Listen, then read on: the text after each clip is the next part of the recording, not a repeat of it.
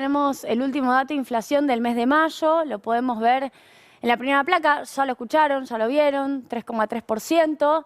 Es un dato que a priori en un primer acercamiento es un dato positivo. ¿Por qué? Porque es una desaceleración respecto de lo que veníamos teniendo. Fue 4,1 en abril, fue 4,8 en marzo. Podemos decir que marzo y abril fueron meses de altísima inflación.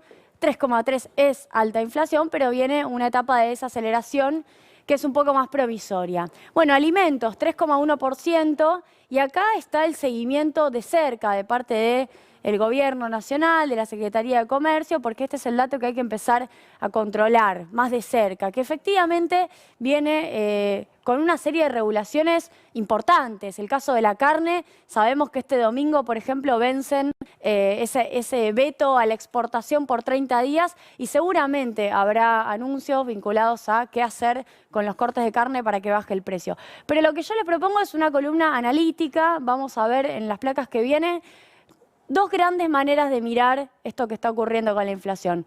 Las anclas inflacionarias, así decimos de la economía, las anclas o los indicadores o los elementos que te llevan la inflación para abajo, y los motores de la inflación. ¿Qué es lo que está pasando? Que es finalmente la discusión que muchos argentinos y argentinas empiezan a preguntarse, porque llega un punto en donde con decisiones políticas tan claras de parte del gobierno para que la inflación baje y la inflación sigue siendo relevante, hay que preguntarse qué es lo que ocurre. Bueno, en primer lugar, las anclas, o, si se me permite titular de otra manera, los esfuerzos de la política económica, porque hubo esfuerzos que de otra manera estarían siendo canalizados en todavía más inflación. El dólar, no lo van a poder creer, pero en mayo el dólar subió 1,3%. Esta es el ancla cambiaria por excelencia. Luego nos podemos preguntar qué es lo que pasa con el tipo de cambio oficial creciendo incluso menos que la inflación y, de hecho, teniendo una apreciación real y, sin embargo, teniendo inflación importante. Segundo lugar, tarifas. Supimos que acá hubo un debate importante, incluso dentro del gabinete económico. Se definió un dígito, es decir, tarifas claramente atrasadas en términos reales, un dígito en luz, un dígito en gas, y por ende se definió que no iba a haber los aumentos al ritmo de la inflación.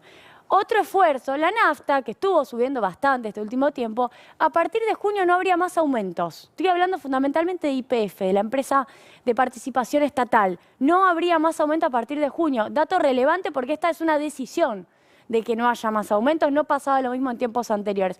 Y los sindicatos, antes quiero aclarar, yo no creo que el salario tenga que ser ancla inflacionaria, ni que sea un costo que esté en este momento aumentando la inflación. Pero sí hay que decir esto, los sindicatos cumplieron el acuerdo, hicieron un esfuerzo, lo dijo Martín Guzmán el día de ayer, lo dijo al lado de Daniel Funes de Rioja, de la UIA. Los sindicatos cumplieron los acuerdos, cumplieron las metas, entre 29, 30, 35% la Unión Obrera Metalúrgica, 29% la bancaria, otro 32, 33% otros sindicatos.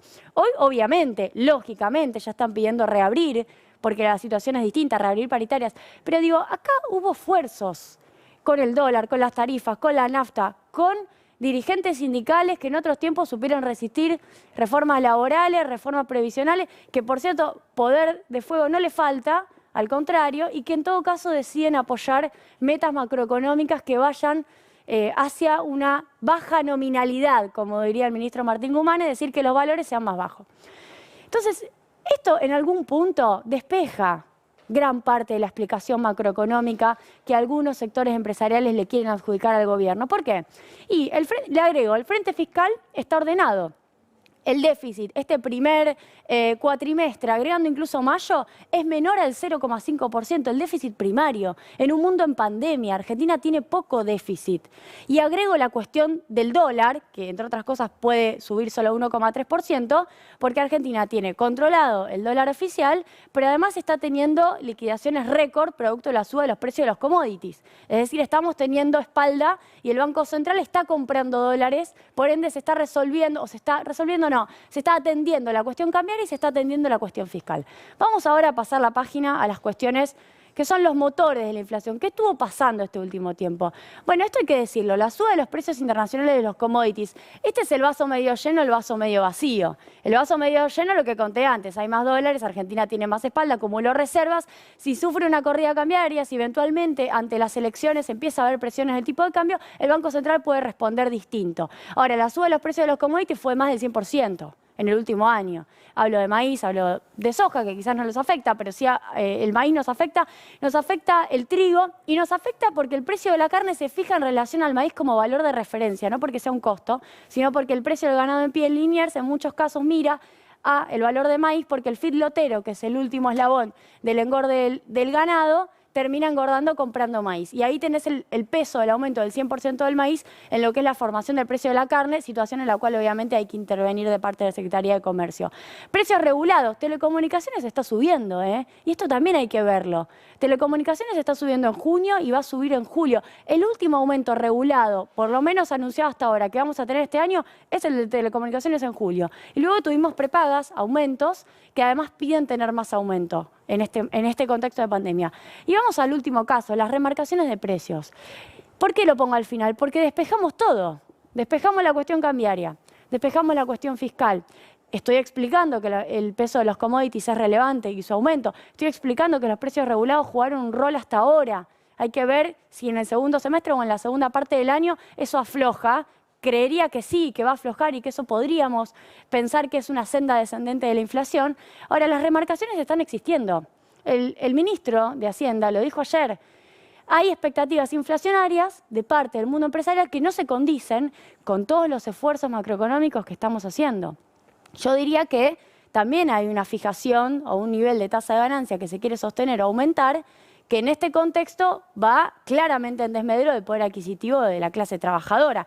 El conflicto distributivo es un tema que hay que abordar cuando pensamos en la inflación. Con lo cual, esto está siendo abordado por el gobierno. Lo último, las remarcaciones son claramente un lugar de resistencia y pidieron los empresarios el día de ayer que se los cuide, dijo Daniel Funes de Rioja, cuídennos. Y yo soy de las que dice, si hubo un gobierno que cuidó a los empresarios, fue con un plan de salvataje masivo a empresas en el 2020. Hubo empresas que fueron salvadas directamente por el Estado. IMSA es una empresa que está siendo recuperada por el Estado y eso también tiene que ser reconocido y puesto en el haber. Y los empresarios que invierten son empresarios a los cuales se los aplaude, porque van a ser protagonistas del desarrollo de la Argentina. Entonces, antes que discutir por la negativa, creo que es más interesante discutir por la positiva. El rol que podría tener el mundo empresarial o la clase empresarial en Argentina sería claramente otro si tuvieran un rol inversor más importante.